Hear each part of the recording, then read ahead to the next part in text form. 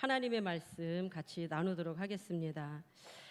길에 나가 전도를 하다 보면 사람들이 왜 하나님을 또 왜 예수님을 믿지 못하는지 확인할 수 있습니다. 예수님 믿으세요? 아니면 또 예수님이 당신을 사랑하십니다.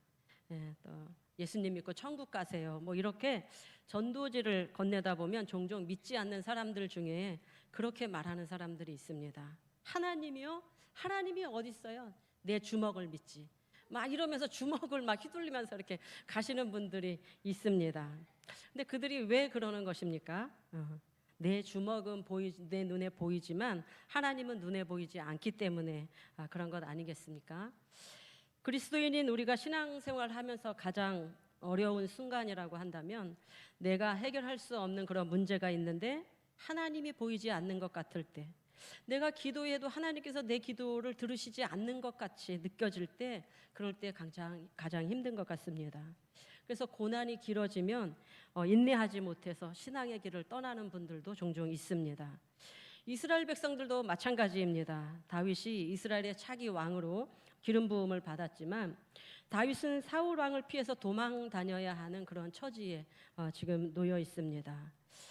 매주 수요일마다 지금 사무엘상 강해를 하고 또 기회가 될 때마다 사무엘서 말씀을 같이 나누고 있어서 지금 다윗이 사울을 피해서 얼마나 도망 다니고 있는지 들으신 분들은 잘 아실 것입니다. 그런데 하나님의 약속의 말씀이 있었지만 사울의 권력이 시퍼렇게 살아있고 또 다윗을 도와주었다가는 언제 자신들도 높당의 제사장들처럼 죽임을 당하게 될지 모른다는 그런 두려움 때문에 같은 지파 사람들조차도 다윗이 보이면 사울에게 고발하였습니다. 다윗이 특별히 그들에게 피해를 준 거나 어떤 해를 입힌 것도 아닌데 되어지는 상황을 보면서 사울의 편에 모두 서는 것입니다. 히브리서 11장을 우리는 믿음장이라고 하는데 여기에 소개된 신앙의 위인들은 모두 보이지 않는 그 하나님을 바라보며 하나님의 약속을 붙들고 살았던 그런 인물들입니다. 그러면서 히브리서 11장 1절은 믿음에 대해 이렇게 정의하고 시작합니다. 믿음은 바라는 것들의 실상이요 보이지 않는 것들의 증거니. 아멘. 이 말씀을 해석하면 믿음은 단순히 이 감정이나 또 어떤 막연한 그런 소망이 아니라 보이지 않는 하나님께서 우리에게 주시겠다고 하신 그 약속을 지금은 보지 못해도 이미 받은 것처럼 살아가는 그런 태도, 그것이 믿음이라는 것입니다. 예를 들어 설명하면 씨앗을 땅에 심는 농부가 씨앗을 심을 때는 그 열매를 보지 못하지만 열매를 수확할 것을 기대하면서 땀을 흘려 농사 짓는 것과 같습니다. 농부는 씨앗 속에 열매가 들어있다고 믿기 때문에 무더운 여름에도 땀을 흘리면서 일을 하는 것입니다. 히브리서에 나오는 믿음의 선진들 모두가 그렇게 믿음으로 보이지 않는 하나님을 그 약속의 말씀을 가지고 믿고 살았다라는 것입니다. 다윗도 그랬습니다. 그도 처음에는 자신을 까닭없이 죽이려는 그 사울 왕의 칼날이 두려워서 노베 제사장에게 또 블레셋의 가드왕 아기스에게로 피하면서 살기 위해서는 미친 척을 해야 하는 그런 수모를 겪으면서 자신이 피할 곳은 오직 하나님밖에 없다라는 것을 그가 깨달았습니다. 그리고 이스라엘 땅으로 돌아가서 갓 선지자로부터 하나님께서 그에게 허락하신 사명을 발견한 이후부터는 다윗은 자기에게 다가오는 그런 문제들을 회피하지 않고 정면으로 돌파하며 나아갑니다. 다윗이 그럴 수 있었던 것은 사람이 자기의 생명을 어떻게 좌지우지하는 것이 아니라 하나님은 보이지 않지만 하나님의 손에 자기의 생명이 달려있다라는 것을 그가 알았기 때문에 그렇습니다. 지난 수요일 본문에서는 다윗이 그 하나님이 자신의 인생에 개입하셔서 자신의 생명을 지켜주신 것을 또 한 번 그가 경험했습니다. 계속해서 사울을 피해 도망다니던 다윗은 마온 광야에서 사울과 또 사울의 군사들에 의해서 완전히 포위된 그런 상황 가운데 있었습니다. 앞으로 가도 사울과 그의 군사들, 또 뒤로 가도 사울과 그 군사들로 완전히 포위된 그런 상황이었는데 갑자기 블레셋이 침공해 와서 사울은 자기가 살기 위해서는 블레셋을 쳐부수고 돌아와야 했습니다. 절체절명의 위기 상황에 다윗은 하나님께서 개입하셔서 자신을 지켜주셨다는 것을 그 순간에 깨달았습니다. 그래서 그곳 이름을 기억하기 위해서 셀라 하마 느곳이라고 이름하였는데, 이 셀라 하마 느곳이라는 것은 셀라는 바위, 또 하마 느곳은 분리되다라는 뜻입니다. 그래서 하나님께서 그 위기 상황 가운데 사울과 자신을 분리해 놓았다라는 그런 의미로 분리의 바위, 갈라놓는 바위 하마 느곳으로 불렀습니다. 주변에 있는 사람들은 우연히 일어난 일이다 그렇게 생각했겠지만, 다윗은 위기 상황 속에서 자신을 사울과 분리시키시기 위해 하나님께서 하신 일이다라는 것을 확신하였습니다.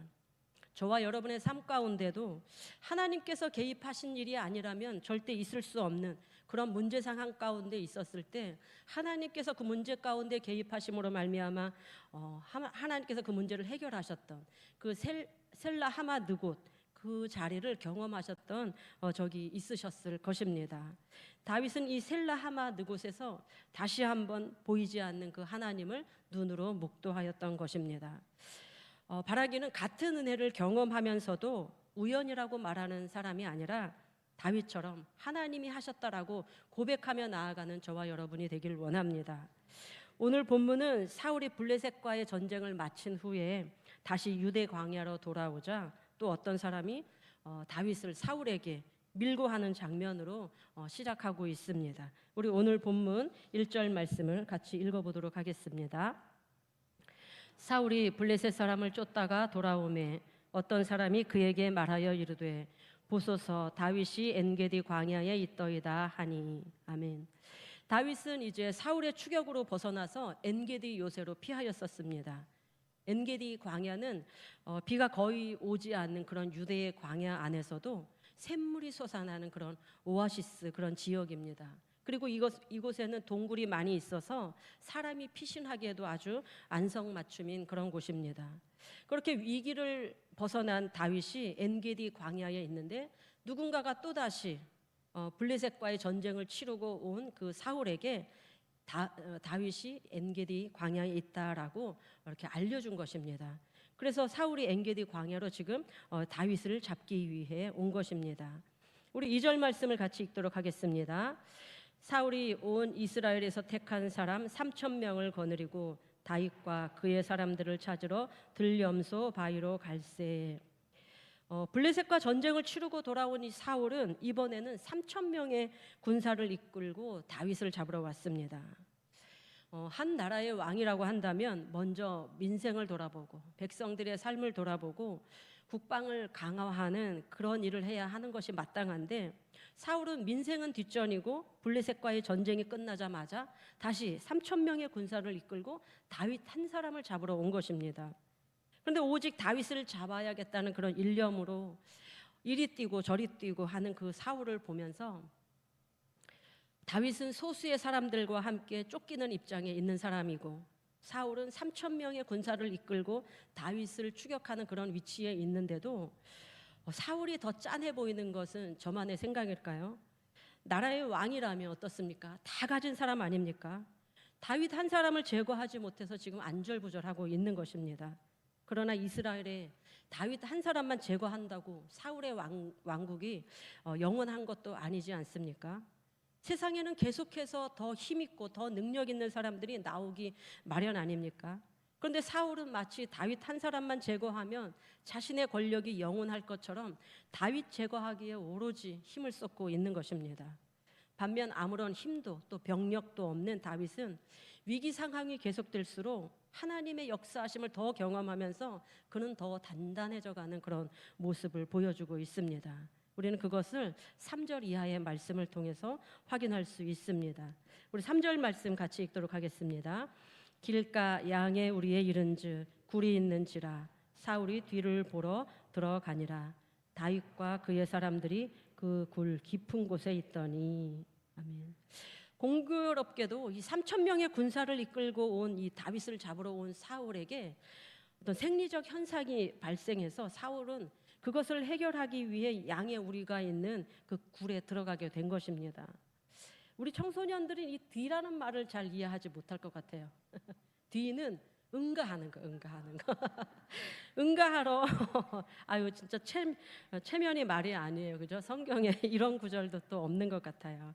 예, 근데 그 생리적인 현상을 어떻게 그죠? 어른이 해야 되잖아요. 그게 굴에 들어간 것입니다. 그런데 그 굴 깊은 곳에는 다윗과 그와 함께한 사람들이 숨어 있는 곳이었다라는 것입니다. 동굴에 들어가 보신 분들은 아실 것입니다. 동굴에 들어가면 어떻습니까? 한동안은 캄캄해서 아무것도 보이지 않습니다. 더듬더듬 한 후에 한참 후에야 앞을 볼 수가 있죠. 그런데 어떻습니까? 동굴 안에 있는 사람은 동굴 안으로 들어오는 사람이 너무나 잘 보이는 것입니다. 그런데 지금 동굴 안에 있는 다윗과 함께하는 사람들에게는 사울왕이 들어오는 것이 보이는 것입니다. 그러니 누구라도 이런 상황이 된다면 그렇게 사울을 피해서 도망 다녀야 했고 광야를 헤매고 다녀야 했던 사람들이었다라고 한다면 이런 것은 기회다라고 생각했었을 것입니다. 이거는 하나님께서 사울을 잡을 수 있는 그런 기회다라고 그렇게 생각하지 않았겠습니까? 다윗과 함께한 사람들도 그랬을 것입니다. 드디어 우리도 이제 도망자의 신세에서 벗어날 수 있다. 이제 우리도 사울로부터 자유로울 수 있다. 그렇게 생각하지 않았겠습니까? 다윗의 부하들이 그렇게 정말 생각했습니다. 4절입니다. 우리 같이 4절 말씀 같이 읽도록 하겠습니다. 다윗의 사람들이 이르되 보소서 여호와께서 당신에게 이르시기를 내가 원수를 내 손에 넘기리니 내 생각에 좋은 대로 그에게 행하라 하시더니 이것이 그날이니이다 하니 다윗이 일어나서 사울의 겉옷자락을 가만히 베니라. 다윗과 함께한 사람들도 사울을 찾아가서 다윗을 밀고 하였던 그 사람들과 똑같은 말을 하는 것입니다.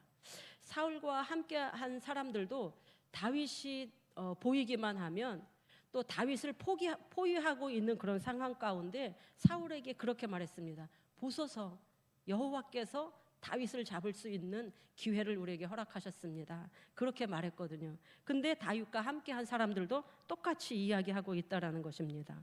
4절 중반을 보면 보소서 여호와께서 당신에게 이르시기를 내가 원수를 내 손에 넘기리니 이것이 그날이니이다 라고 그렇게 말하는 것입니다. 이 말은 어떻게 들으면 믿음 있는 말처럼 들립니다. 하나님께서 다윗에게 사울을 죽이라고 주신 기회라고, 또 마치 사울을 죽여도 되는 것처럼 그것이 하나님의 뜻인 것처럼 들리기 때문에 그렇습니다. 그러나 이 말에는 중요한 것이 빠져 있습니다. 바로 하나님의 말씀입니다. 하나님은 결코 다윗에게 사울을 죽이고 내가 왕이 되라 그렇게 말씀하지 않으셨습니다. 그러나 다윗과 함께한 사람들은 지금 이 상황을 보고 그것이 하나님의 뜻이라 해석하고 있는 것입니다. 그런데 우리도 어떻습니까? 종종 상황 논리로 하나님의 뜻을 우리도 해석하려는 때가 있습니다. 예를 들면 어떤 일이 잘 되면 그것이 하나님의 뜻이고 잘 되지 않으면 거봐 그건 하나님의 뜻이 아니야. 근데 그것이 반드시 그렇지는 않다라는 것입니다. 또 사람이 많이 모이면 하나님께서 기뻐하시는 사역이고 또 사람이 적게 모이면 하나님께서 기뻐하시지 않는 사역이다.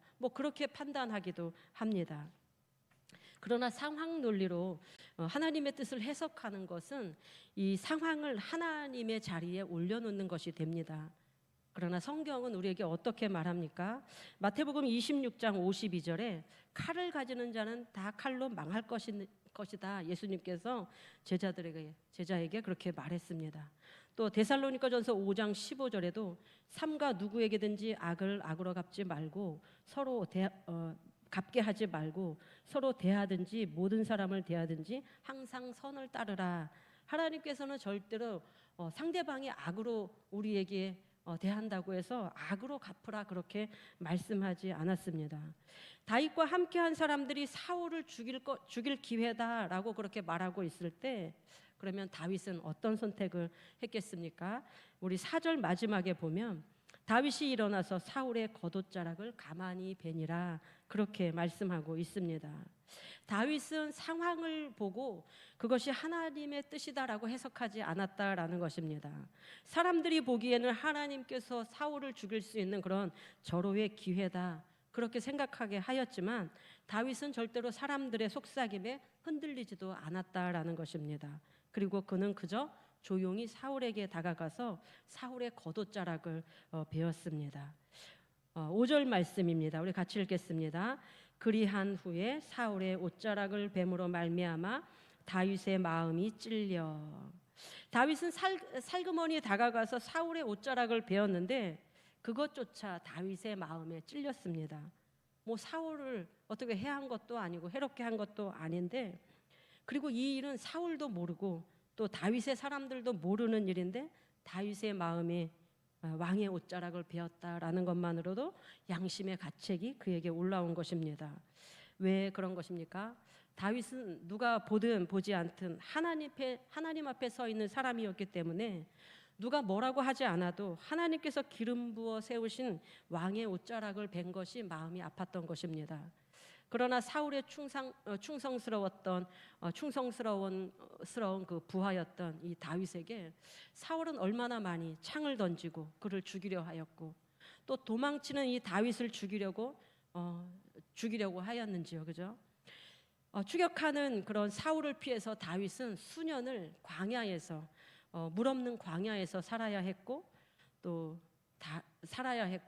다윗은 10여 년간을 그 광야 생활 가운데 처해 위험한 그런 상황 가운데 있었습니다.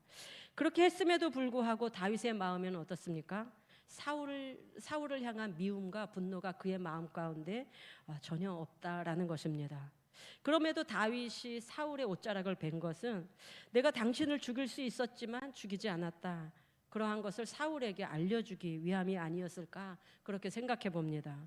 당신을 죽일 수 없어서 놓아준 것이 아니라 하나님께서 기름 부어 세우시는 왕이기에 죽일 수 없었다라고 다윗은 이야기하고 싶었던 것입니다. 다윗은 그 당시에 무공이 최고의 실력을 가지고 있었던 그런 사람입니다. 골리앗을 물맷돌로 쓰러뜨렸다고 해서 그 이야기를 하는 것은 아닙니다. 그는 나가 싸우는 전쟁마다 이기고 돌아왔던 사람입니다. 그러니 다윗이 만약에 사울을 죽이려는 그런 의도가 있었다라고 한다면 다윗은 사울을 얼마든지 제거할 수 있는 그런 사람이었을 것입니다. 사울이 기브아의 왕궁에 있을 때에도 또 광야의 도피 중에 있을 때에도 다윗은 마음만 먹으면 사울을 죽일 수도 있는 그런 실력을 갖추고 있는 사람입니다. 그럼에도 불구하고 다윗이 사울을 죽이지 않은 그런 이유를 6절과 7절에 자기 사람들에게 이야기하고 있습니다. 우리 6절과 7절 말씀 같이 읽도록 하겠습니다. 자기 사람들에게 이르되 내가 손을 들어 여호와의 기름 부음을 받은 내 주를 치는 것은 여호와께서 금하시는 것이니 그는 여호와의 기름 부음을 받은 자가 됨이라 하고, 다윗이 이 말로 자기 사람들을 금하여 사울을 해하지 못하게 하니라. 사울이 일어나 굴에서 나가 자기 길을 가니라. 아멘. 다윗과 함께한 사람들은 사울이 굴에 들어오자 다윗에게 하나님께서 사울을 죽일 그런 기회를 주신 것이다, 그렇게 말했지만 다윗은 하나님께서 기름 부어 세우시는 왕을 치는 것은 하나님께서 금하신 것이라며 그와 함께한 사람들에게도 사울을 해하지 못하도록 하였습니다.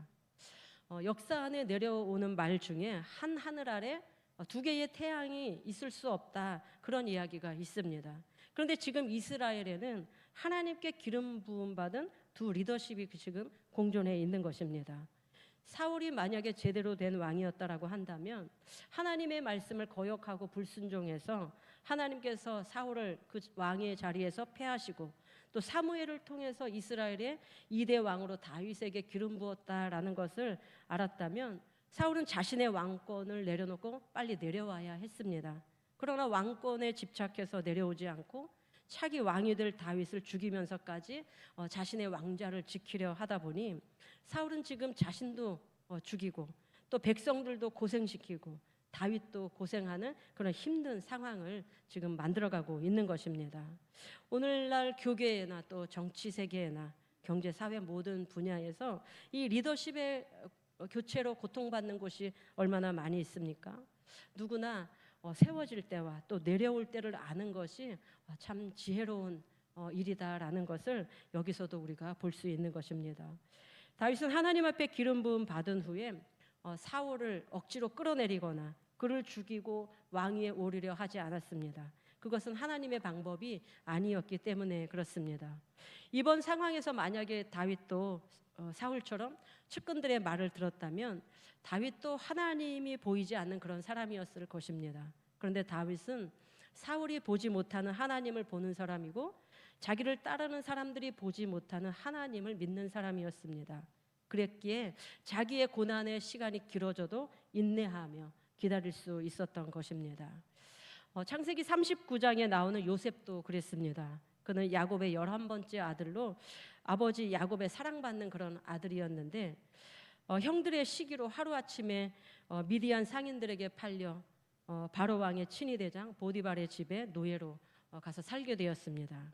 그런데 요셉이 보디발의 노예로 살면서 얼마나 신실하게 살았는지 보디발이 요셉이 살아가는 그 모습을 보면서 창세기 39장 3절에 이렇게 말합니다. 그의 주인이 여호와께서 그와 함께 하심을 보며 또 여호와께서 그의 범사에 형통하게 하심을 보았더라. 아멘. 요셉은 억울하게 애굽으로 팔려가서 노예로 살게 되었지만 그는 형들을 원망하지도 또 상황을 보면서 자신의 신세를 한탄하고 있지 않았습니다. 비록 노예로 살고 있었지만 그가 얼마나 하나님의 사람으로 신실하게 살았는지 이방인인 그의 주인이 요셉을 통해 하나님이 그와 함께 하시는 것을 보았고 범사에 형통케 하심을 보았다, 그렇게 하고 말씀하고 있습니다. 다윗도 마찬가지입니다. 하루하루 사울에게 쫓기는 그의 삶이었지만 그는 자신의 안위만을 위해서 살지 않았습니다. 고난당하는 이스라엘 백성들의 고통을 외면하지 않고 그일라 사람들을 400명의 군사를 이끌고 가서 블레셋을 그일라를 쳐들어온 블레셋을 물리치기도 하였습니다. 또 그를 배신하는 사람들을 원망하지도 않았습니다. 그가 왕이 되어서도 그렇게 다윗을 배신하였던 그 사람들을 보복하거나 그가 그러지도 않았습니다. 그러니까 3,000명의 정예부대가 지금 사울의 3,000명의 정예부대가 다윗을 잡으러 쫓아다녀도 하나님께서 다윗과 함께 하시니까 사울이 다윗을 잡지 못하는 것입니다. 그러므로 저와 여러분의 인생이 고난 가운데 있을지라도 고난이 아니라 고난 뒤에 역사하시는 그 하나님을 바라보면 다윗처럼 요셉처럼 형통한 인생이 될 줄로 믿습니다. 그리스도인은 어떻습니까? 문제 상황을 바라보고 또 나를 힘들게 하는 그런 사람 바라보는 사람이 아니라 모든 상황을 뛰어넘어 일하시는 그 하나님을 바라보는 사람인 줄로 믿습니다.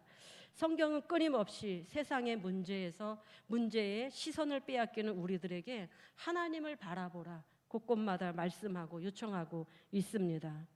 모세와 출애굽을 함께 했던 이스라엘 백성들도 노예 생활에서 벗어나 애굽을 탈출하게 되었지만 뒤에서 쫓아오는 애굽의 전차 부대와 또 앞을 가로막고 있는 그 홍해를 바라보면서 모세를 원망했습니다. 애굽에 매장지가 없어서 당신이 우리를 이 광야로 이끌어서 죽게 하느냐며 차라리 애굽의 종이 되어 섬기는 것이 좋겠다며 광야에서 죽는 것이 낫겠다며 모세를 원망하였습니다. 그러자 모세가 이스라엘 백성들에게 어떻게 말했는가? 출애굽기 14장 13절 말씀을 같이 보시도록 하겠습니다.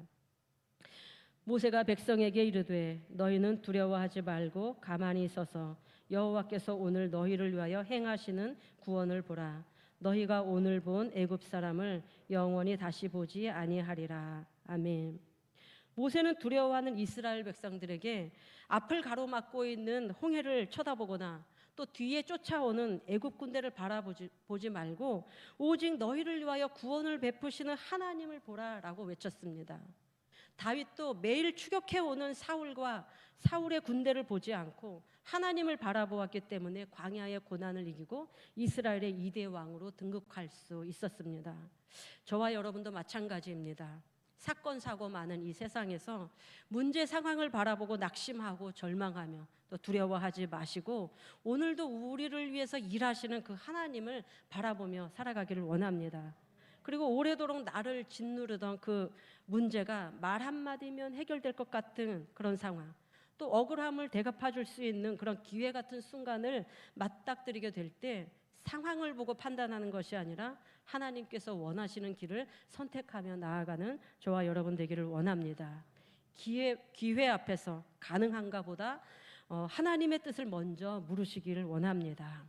하나님은 다윗을 이스라엘의 2대 왕으로 앉히시기 전에 먼저 보이지 않는 하나님을 바라보게 하는 그런 믿음의 사람으로 빚어가셨습니다. 오늘도 보이지 않는 하나님이 저와 여러분과 함께 하십니다. 다윗처럼 또 믿음의 선진들처럼 보이지 않는 하나님을 바라보며 나아갈 때 세상 사람들은 저와 여러분과 동행하시는 그 하나님을 보게 될 것입니다.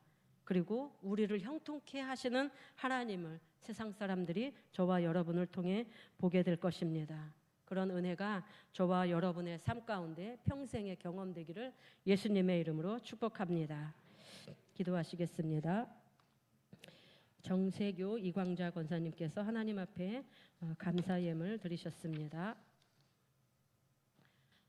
하나님, 세상의 많은 문제 상황들을 우리가 맞닥뜨리면서 우리는 종종 상황 논리로 하나님의 뜻이라 생각할 때가 많이 있었습니다. 그러나 믿음의 선진들은 상황이 아니라 약속의 말씀을 붙들고 살아갔던 것을 오늘 말씀을 통해 우리가 다시 한번 기억하며 나아갑니다. 어떠한 상황 속에서도 말씀이 우리 삶의 기준이 되고 또 보이지 않는 하나님을 바라보며 신뢰하며 오늘의 삶을 넉넉히 이기고 살아가는 우리 인천신광교회 모든 성도님들 되시도록 축복하여 주시옵소서. 또 아무도 보이지 않는 곳에서도 하나님 앞에서 살고 있다라는 것을 잊지 않게 하시고 요셉처럼 삶을 통해서도 하나님이 동행하시는 사람, 하나님이 형통케 하시는 사람으로 사람들에게 나타내 보여줄 수 있도록 인도하여 주시옵소서. 이 밤에 또 간절한 기도의 제목 가지고 또 주님 앞에 나아왔습니다. 또 어려움 당한 이웃들을 위해 함께 중보하며 기도하기 위해 주의 전을 찾아왔습니다. 하나님께서 이 시간 우리의 간절한 기도 들으시고 응답하여 주셔서 살아계신 하나님, 보이지 아니하는 하나님을 묵도하고 돌아가는 복된 시간 되도록 인도하시고 축복하여 주시옵소서. 또 우리 정세교 또 이광자 권사님께서 하나님 앞에 감사의 예물 드렸습니다. 하나님께서 사랑하시는 귀한 권사님의 가정에 날마다 감사의 제목들이 더 넘치게 하시고 영육간에 강건케 하심으로 말미암아 하나님의 풍성하신 은혜와 사랑들을 증거하며 살아가는 복된 인생 되시도록 주님 축복하시고 인도하여 주시옵소서. 그렇게 하실 하나님께 감사와 찬송과 영광 올려드리며 우리 구주 예수님의 이름으로 간절히 기도드립니다. 아멘.